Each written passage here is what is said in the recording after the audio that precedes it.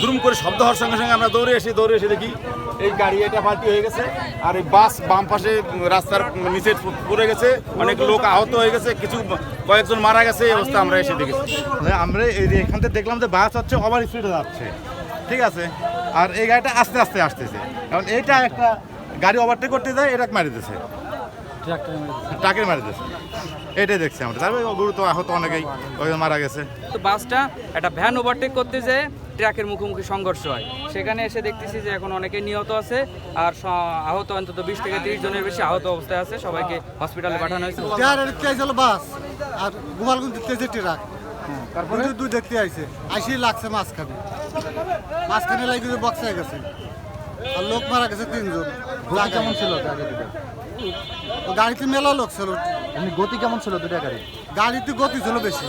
শব্দ হয়ে আমরা আইসি ট্রাক নিয়ে আমরা এসে বার হচ্ছি।